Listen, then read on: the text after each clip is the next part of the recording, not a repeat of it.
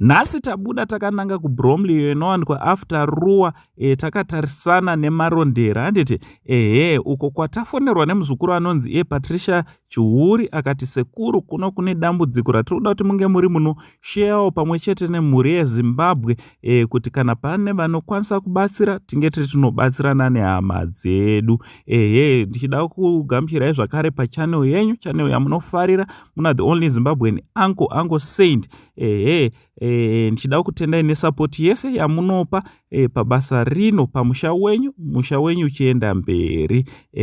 So tazonoona gogo nasekuru, gogo vamuri kuona vari kufamba vachiita zvekukambaira riri dambudziko rekuti vanoti ivo vakaremara, vanga vagara havo vakaremara asi vakazoita futi tsaona vakabva vatozoita wesi kuti havachakwanise kana kufamba, havachakwanise kana kuita zvinhu zvakati wandei. So ngativanzwei vachitsanangura dambudziko ravo. Tichida kugamuchirai nhasi paSaint TV panguva ino handiti tiri kuBromley tangodarika patollgate takananga Mutare handiti Mutare road.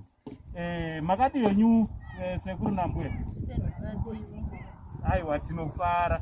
Aiwa tatiregai timbouya kuzokuonai nhasi. Tinotenda. Chokwadi mhuri yeZimbabwe ingada kuziva kuti munombonzani uyezve kuno kwamuri ndekupi?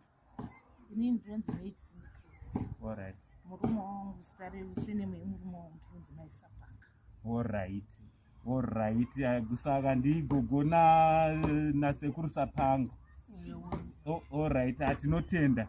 Mungada kutizivisa kuti dambudziko ramuinaro ringava riri rei?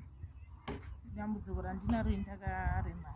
Alright. Ndakaremara ndaenda kubasa ndakuvara vandachikoka makumbo. Alright. Ndichida kunoshandira mhuri yangu. Nekuti murume wandinawo, baba wandinawo vakura. Handina anondiriritira mwana umwe chete kamukomana kamuri kuona kari apa. Alright. Pakanaka. Aiwa tinotenda kuti mhuri yeZimbabwe pairi kuona vari kutoona nekuti tiri mhuri imwe chete ndosaka tauyawo pano. Tinotenda. Alright. Nderupi rubatsiro rwamungada pari zvino, especially pakurarama kwamuri kuita iye zvino? Pakurarama kwandiri kuita ndiri kurarama utani hunonetsa. Chikafu chaicho handina kana chekubata. Kana izvo zvindakakudza ndaswera nenzara mungazvibvune henyu. Asi kutoti zvimwe zvacho handingazotaura zvinonyadzisa, asi ndiri munhu ari kutambura. Ndiri munhu anotambura. Muchiona mai wavo vazoti vauye kuti vazotaura nemi kudai, vane dambudziko ravakaonawo pamberi pangu kubva wanzwawo tsitsi. Ndiri munhu anotambura. Baba ndiwa muri kuona havaende kubasa takura. Totogeza takadaro tisina kana sipo. Chekudya chacho hatina. Chekupfuka tingoitawo zvekutamburirawo. Takadozoyamurwawo nevechechiwo kwaine mwana vakatotipawo gumbezi 1. Mazviona. Ndiri munhu anotamburawo, ndine mhuri yangu asi kuwana kwacho hapana. Aiwa, ndofunga muri ngozvinzwira mhuri yeZimbabwe dambudziko rina gogo nasekuru panapa handiti.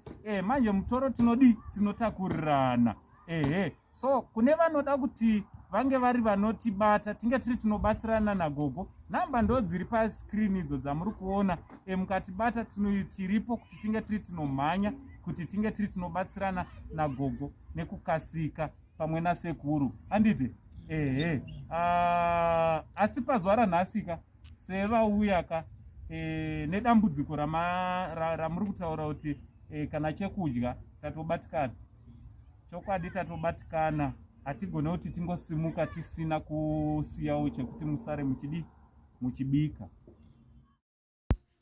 Saka chikumbiro changu ndechekuti dai taigona kuti tinge tiri tinowanirawo gogo wheelchair yekuti pavanenge vachifamba vange vari vanorerukirwa, uyezve kana tikagonawo kunge tiri tinobatsira nehama idzi kuti vange vari vanoitawo kabhizinesiwo kavowo, katakishopuwo kavanokwanisa kuti kange kari kanovabatsira kuti upenyu hwavo unge uri unoita nyore.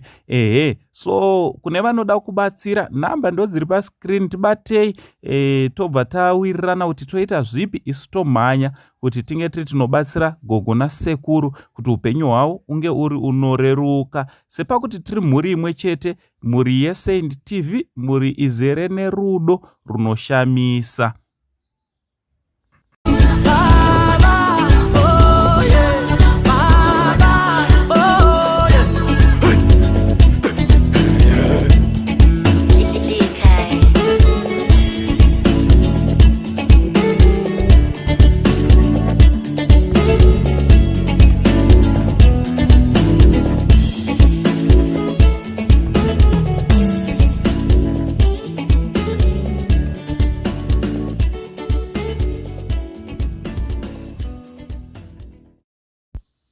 Special thanks goes to Chawa Healthcare, avo vawanikwa vari vanovapawo kagrosarowo kadiki kekuti vange vari vanosara vachimborarama kwemazuva 2-3 apo Saint TV family pavanenge vachiona kuti voita sei nagogo nasekuru padambudziko ravainaro. So from Uncle Saint and Saint TV crew, for now we say much love.